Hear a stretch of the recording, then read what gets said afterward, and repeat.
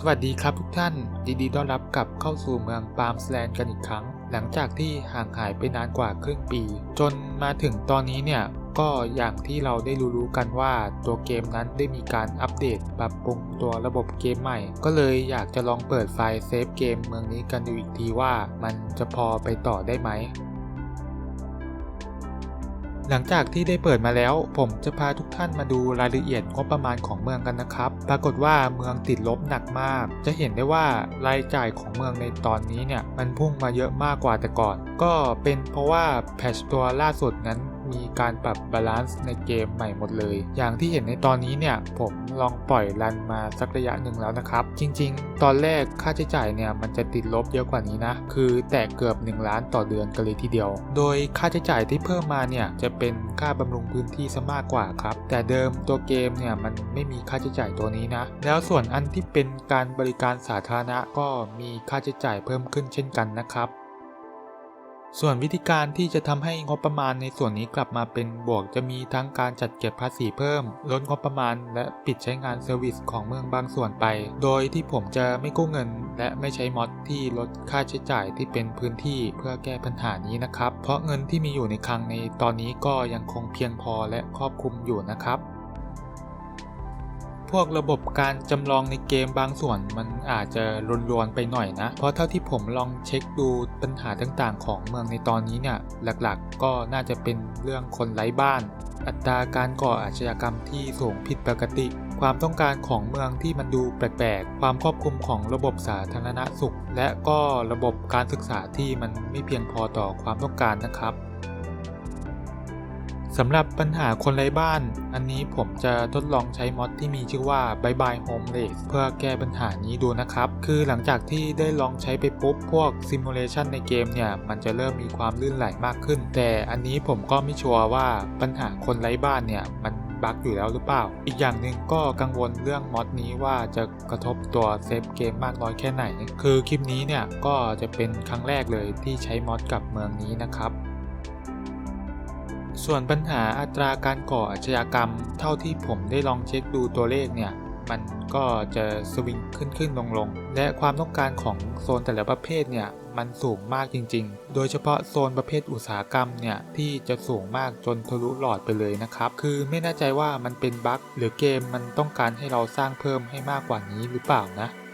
เห็นแบบนี้แล้วผมก็เลยจะทดลองทำโซนอุตสาหกรรมเพิ่มเติมขึ้นมาอีกจุดหนึ่งจะอยู่ในแถบชานเมืองทางทิศตะวันตกเฉียงเหนือนะครับนอกเหนือจากการทำโซนอุตสาหกรรมแล้วก็ยังมีการทำโรงกลั่นน้ำมันโรงเชื้อเพลิงและโรงงานผลิตเครื่องใช้ไฟฟ้านะครับแต่แนะนำให้ค่อยๆทยอยสร้างตามพอสมควรนะครับลืมไปว่าผมเคยสร้างโรงโคนมในช่วงแรกๆของเมืองด้วยตอนนั้นคือตัวอาคารเนี่ยมันไม่ทำงานเลยแต่พอหลังจากอัปเดตตัวเกมไปเนี่ยตัวอาคารก็สามารถทำงานได้ตามปกติแล้วนะครับ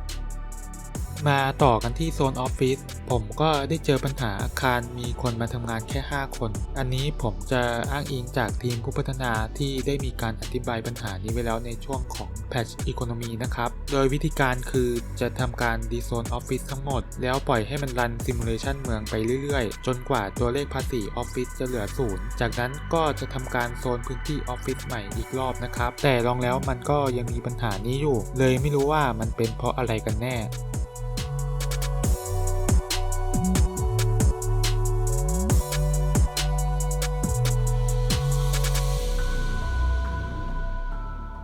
นอกเหนือจากการรีโซนออฟฟิศแล้วผมก็ได้มีการปรับผังถนนจัดโซนนิ่งใหม่และปิดเซอร์วิสบางอย่างที่เกินความจำเป็นควบคู่กันไปด้วยรวมไปถึงปรับปรุงสวนสาธารณะตามจุดต่างๆของเมืองให้มันดูเรียบง่ายและสวยงามมากขึ้นนะครับอย่างในตอนนี้เนี่ยผมก็จะทำการปรับปรุงสวนสาธารณะที่อยู่ใจกลางเมืองพร้อมกับปรับผังถนนในละแวกใกล้เคียงกันนี้ด้วยโดยแอสเซทที่จะเอามาใส่ในส่วนนี้จะเป็นสวนสาธารณะแบบใหม่ที่ถูกเพิ่มเข้ามาในแพทช์ล่าสุดเลยแล้วก็อีกอันก็จะเป็นอาคาร Square Center ที่อยู่ในกลุ่ม Signature นะครับ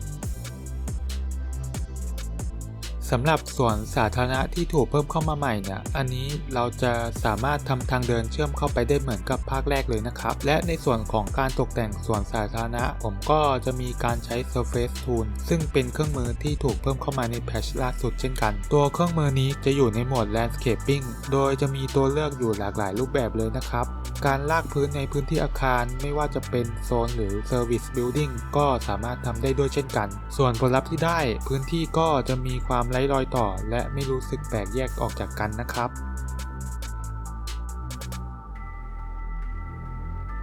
จริงๆในแพทช์ล่าสุดเขาก็ได้เพิ่มฟรีคอนเทนต์ใหม่ๆแบบอื่นๆเข้ามาอีกหลายอย่างนอกเหนือจากสวนสาธารณะและ Surface Tool แล้วก็ยังมีวงเวียนที่สามารถจัดโซนนิ่งได้ตัวเลือกอายุของต้นไม้ก็สามารถเลือกได้เช่นกันอาคารบริการสาธารณะแล้วก็ยานพาหนะอีก4แบบนะครับที่เห็นกันอยู่ในตอนนี้เนี่ยผมก็จะทำการทยอยเปลี่ยนอาคารบริการที่อยู่ในใจกลางเมืองแต่เดิมจะเป็นแบบพื้นฐานที่มันดูเหมาะกับพื้นที่ชานเมืองมากกว่าโดยอาคารแบบใหม่จะมีความจุที่มากกว่าและเหมาะกับความเป็นเมืองซึ่งมันจะสอดคล้องกับพื้นที่มากกว่านะครับนอกเหนือจากนี้ผมก็ยังมีการปรับปรุงพื้นที่สีเขียวส่วนอื่นๆอีกหลายจุดเลยแล้วก็มีการจัดโซนนิ่งใหม่ในย่านที่มีคนหนาแน่นและพลุกพล่านก็จะมีการลบอาคารออกไปบางส่วนไว้ทำพื้นที่ด้านหน้าอาคารด้วยเพื่อไม่ให้มันดูอึดอัดมากจนเกินไปนะครับการตกแต่งก็จะมีแต่งส่วนอื่นๆด้วยบางส่วนก็จะขอข้ามไปนะคือวิธีการเนี่ยมันก็จะคล้ายๆกันเลย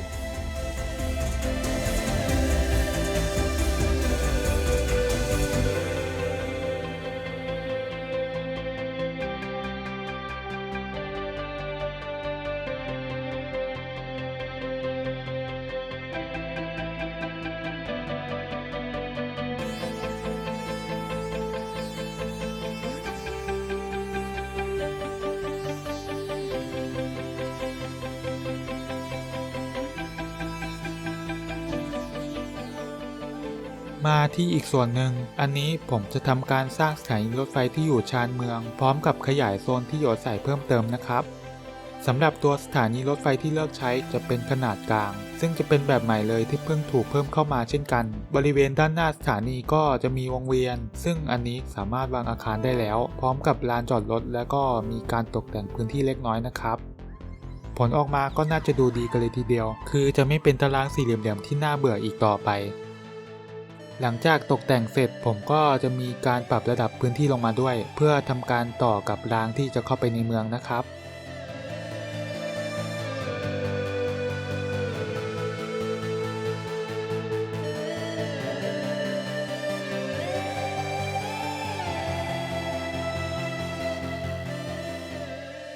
พื้นที่ในโซนนี้เนี่ยจะมีการปรับผังและจัดโซนนิ่งใหม่ด้วยนะครับจากนั้นผมก็ได้ขยับขึ้นไปทำที่บนเนินเขาซึ่งตรงจุดนี้เองเนี่ยผมจะทำการปรับพื้นที่เพื่อเตรียมขึ้นเป็นโซนที่อยู่อาศัยแห่งใหม่นะครับโดยจะเป็นชุมชนเล็กๆพร้อมกับมีโซนร้านค้าสำนักงานขนาดเล็กแล้วก็มีเซอร์วิสเบื้องต้นจากทางเมืองตัวอย่างเช่นโรงเรียนและที่ทำการไปรษณีย์ขนาดเล็กนะครับ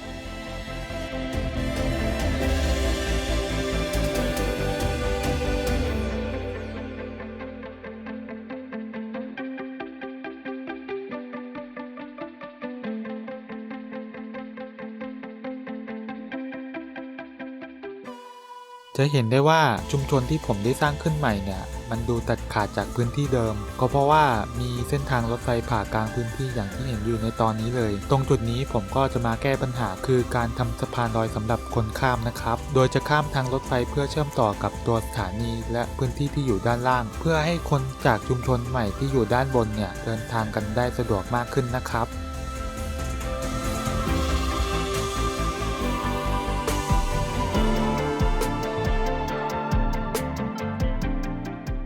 สรุปภาพรวมในเมืองนี้มันอาจจะยังแก้ปัญหาไม่หมดไปซะทีเดียวนะครับคือต้องบอกว่าเมืองนี้เนี่ยผมเล่นมาตั้งแต่ช่วง Early Access จนมาถึงตอนนี้เนี่ยน่าจะประมาณ6 เดือนแล้วทั้งหมดนี้ผมก็เล่นแบบไม่ได้ใช้มอดเลยยกเว้นคลิปนี้ที่ใช้เฉพาะมอดแก้ปัญหาคนไร้บ้านนะครับจ จริงๆมันก็มีหลายส่วนเลยที่ผมได้ทำไปแต่ไม่ได้พูดถึงเช่นสร้างพวกเซอร์วิสของทางเมืองเพิ่มขึ้นมาใหม่อัปเกรดโซนนิ่งต่างๆที่อยู่ในย่านสำคัญเพื่อรองรับความต้องการของผู้คนและการขยายตัวของเมืองนะครับส่วนงบประมาณของเมืองในตอนนี้ก็กลับมาอยู่ในฝั่งบวกแล้วผมได้ทำการเพิ่มภาษีและลดค่าใช้จ่ายในเซอร์วิสบางรายการนอกจากนั้นก็ได้ทำการปิดเซอร์วิสของเมืองที่ซ้ำซ้อนกันไปบางส่วนด้วยนะครับ